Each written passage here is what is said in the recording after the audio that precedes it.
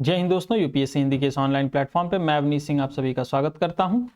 तो आज हम लोगों का जो टॉपिक है वो बहुचर्चित टॉपिक है कि क्या और कैसे पढ़ें कि आरओ में चयन हो जाए, आरओ में हमारा क्या हो, सिलेक्शन हो जाए, या हम कहते हैं चयन हो जाए। ठीक है, तो जैसा कि अपने चिर परिचित अंदाज में मैं बहुत ज़्यादा मोटिवेशनल बातें नहीं कर पाता हूँ, या फिर बहुत ज़्यादा इधर उधर की बातें करके मैं बहुत ज़्यादा लपेटने वाली बात नहीं कर पाता। मैं डायरेक्ट टॉपिक पे आता हूँ। तो डायरेक्ट टॉपिक पे बात करते हैं। हाँ, थोड़ा बहुत मोटिवेशन भी बच्चों को चाहिए होता है, तो लेकिन मोटिवेशन की ज़रूरत उतनी ही है जितनी कि चाय में चीनी की ज़रूरत होती है ना। बहुत ज़्यादा चीनी भी हो जाए चाय में तो चाय गड़बड़ हो जाती है। वैसे ही पढ़ाई में अगर सिर्फ मोटिवेशन रहेगा तो फिर पढ़ाई का मज़ा फिर ख़राब हो जाता है ना। तो चलिए आइए आज हम लोग बात करेंगे कि क्या और कैसे पढ़ें कि हमारा क्या है, आरओ 2024-25 आयोग की मेहरबानी से हो चुका है, जो कि पहले था 2023-24। ठीक ना। तो हम क्या और कैसे पढ़ें कि हमारा क्या है, सिलेक्शन हो जाए। तो आइए देखें, जिसको हम देसी भाषा में कहते हैं जुगाड़ बैठाना। ठीक ना। और जो थोड़ा पढ़े लिखे हैं, जो अपने आप को बुद्धिजीवी वर्ग का मानते हैं, वो कहते हैं इसको स्मार्ट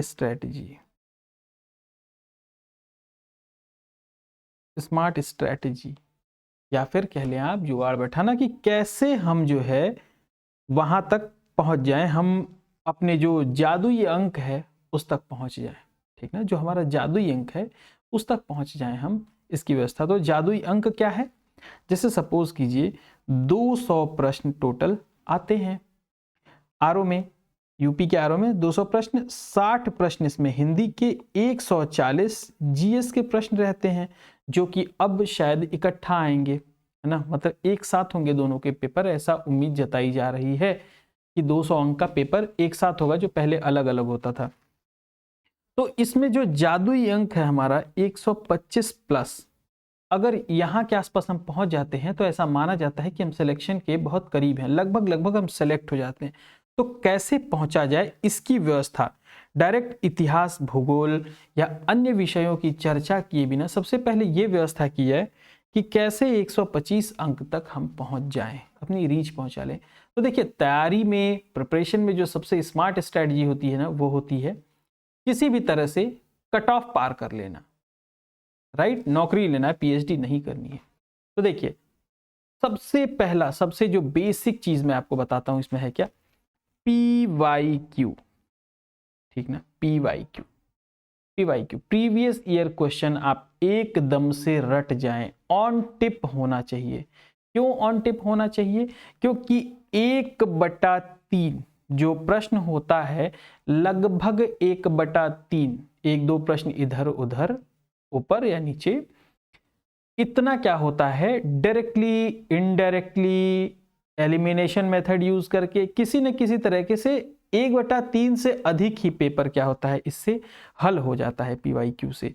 अगर आपने पीवाईक्यू कायदे से पढ़ा है, एनालाइज किया है और रट लिया है, तो पीवाईक्यू को देख करके गए हैं तो आपको कोई अंदाजा नहीं मिलेगा। ठीक ना, ऐसे ऐसे बस पेज पलट के देख लिए पीवाईक्यू, फिर कहेंगे कुछ आया ही नहीं पीवाईक्यू से, ऐसे नहीं। आप उसको अच्छे से पढ़िए, एनालाइज कीजिए, उसको अच्छे से रट डालिए उसके आंसर्स। उसमें जो बुक्स आती हैं, उसमें इनबॉक्स में जो डिटेल रहता है उसको भी, उसमें भी जो नए फैक्ट्स हैं उसको रट डालिए। तो अगर आप इतना काम कर जाते हैं तो 140 में 1/3, लगभग 47 से लेकर के 48 प्रश्न तक आपका क्या होगा, आप जो है इसी से पहुंच जाएंगे 140 में। ठीक, पहुंच गया, इतना आप इसी से कर लेंगे, है ना। फिर उसके बाद क्या करना है, जब आप पीवाईक्यू अपना तैयार कर लीजिए तो अगला स्टेप आपका क्या होना चाहिए, बेकार से बेकार कोचिंग, घटिया से घटिया कोचिंग मटेरियल, या फिर बढ़िया से बढ़िया एकदम विश्वस्तरीय किताब उठा लीजिए आप, विश्वस्तरीय कोचिंग का आप उठा लीजिए जो भी, या फिर स्टैंडर्ड टेक्स्ट बुक। बट शर्त लेकिन एक ही है। शर्त क्या है? शर्त है कि जो उठाइएगा उसको पूरा पढ़िएगा, जो उठाइएगा उसको पूरा पढ़िएगा। ठीक ना। जैसे सपोज कीजिए किसी एक्स कोचिंग के आपने नोट्स उठा लिए, नोट्स उठा लिए, तो इसको फिर पूरा पढ़िए। ये नहीं कि फिर कोई फलाने कोचिंग है जिसके नोट्स से 25 क्वेश्चन आए, इतिहास के 25 क्वेश्चन आए, तो आप उस पर कूद पड़े। भूगोल के जो 13 प्रश्न आए थे वो इस किताब से आए थे।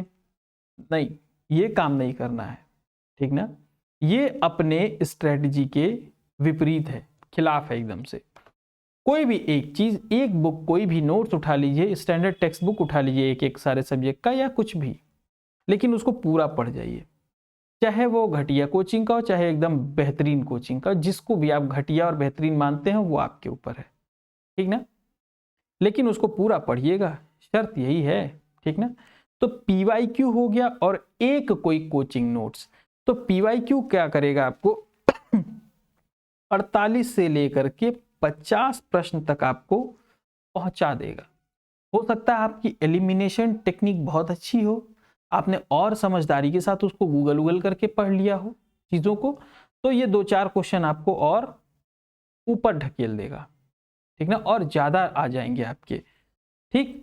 फिर कोई भी कोचिंग मटेरियल अगर आप पढ़ लेंगे तो जो कॉन्सेप्चुअल क्वेश्चन आते हैं या फिर जो नए क्वेश्चन बनते हैं, ठीक ना, वो क्या होंगे, उसमें से आपके लगभग अभी आपके पास 90 क्वेश्चन बचे हुए हैं, जिसमें 25 करंट के आप निकाल दीजिए, तो कितने बच गए, 65।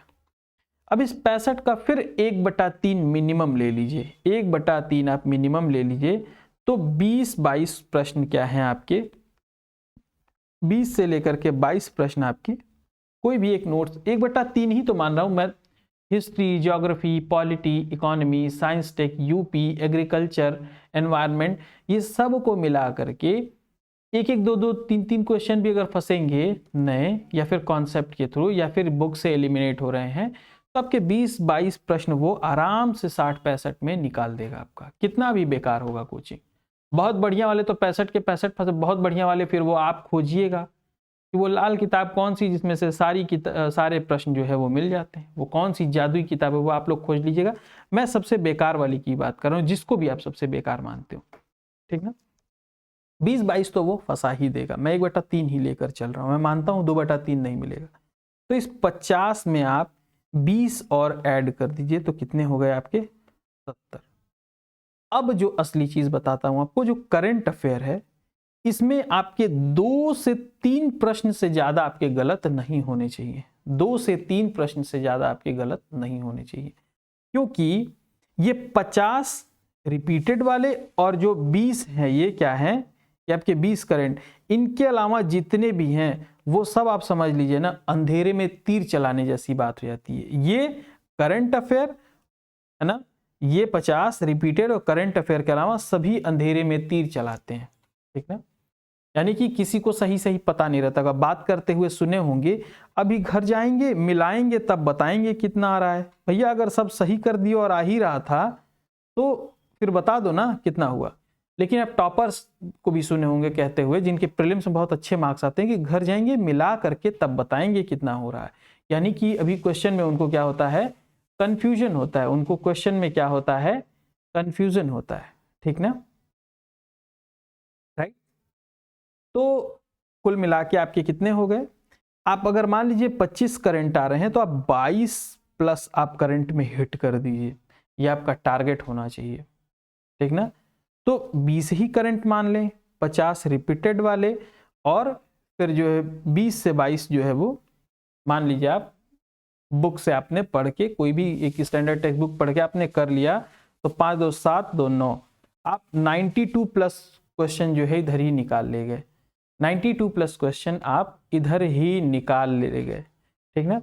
फिर उसके बाद यही हिंदी में भी लगाना है, तो हिंदी में 60 प्रश्न आते हैं, जिसमें से आपके 35 से 40 लगभग सीधे सीधे आपके रिपीट हो जाते हैं, ठीक ना। तो प्रीवियस ईयर हिंदी का भी अच्छे से पढ़ना है, कोई भी बुक पढ़ लेंगे आप, घटिया या फिर एकदम बेहतरीन लाल किताब, कोई भी बुक आप पढ़ लेंगे, तो फिर क्या होगा कि 90 और अगर 30 ही आपने कर दिया इसमें से, ठीक ना, 35 इधर और क्या है 10-12 आपने अगर उससे 50 क्वेश्चन अगर आपने हिंदी में निकाल लिए, तो 90 50 140 प्लस आप पहुंच जाएंगे। जादुई आंकड़ा क्या करेंगे आप, बहुत आसानी से पार कर लेंगे।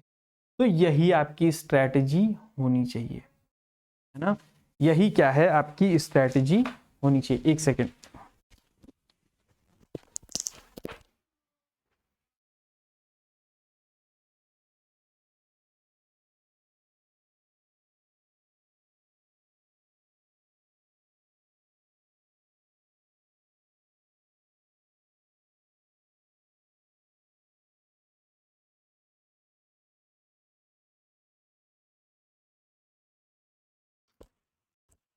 ना, तो फिर ये जो है हो गया आपका, राइट। तो ये आपकी जो है वो स्ट्रैटेजी होनी चाहिए। हाँ, कुछ नए बच्चे हैं जिनको प्रीवियस ईयर पढ़ने में अगर समस्या हो रही है तो यूपीएससी हिंदी का ही एक ऑनलाइन प्लेटफॉर्म है, यूपीपीएससी हिंदी। क्या है? यूपीपीएससी हिंदी। आप वहाँ पे जाकर के पूरा पीवाईक्यू जो है पढ़ाया गया है, वहाँ पे जाकर के आप पढ़ लें, ठीक ना। और आप किसी भी कोचिंग का टेस्ट ज्वाइन कर लें, लेकिन आप अपनी गलतियों को कम करने के लिए टेस्ट जरूर लगाएं, टेस्ट जरूर लगाएं, ठीक ना। यूपीएससी हिंदी का भी ऑनलाइन जो है एक ओपन टेस्ट होने वाला है, डिस्कस किया जाएगा। तो ओपन टेस्ट फ्री में है, वो आप जरूर लगा लीजिएगा, ठीक ना। ओपन टेस्ट जरूर सॉल्व कीजिएगा, ओपन टेस्ट में आप पार्टिसिपेट कीजिए अपना अवलोकन करने के लिए, असेसमेंट करने के लिए कि आप कहाँ पर हैं, ठीक ना। पेड बैच भी, पेड टेस्ट भी हैं, वो अगर ज्वाइन करना हो तो कीजिए, नहीं तो किसी भी कोचिंग का कीजिए, कोई वो नहीं है कि यूपीएससी हिंदी का ही कीजिए आप, ठीक ना। लेकिन ओपन टेस्ट आप जो है जरूर दीजिए। ठीक, आज के लिए इतना ही। जय हिंद।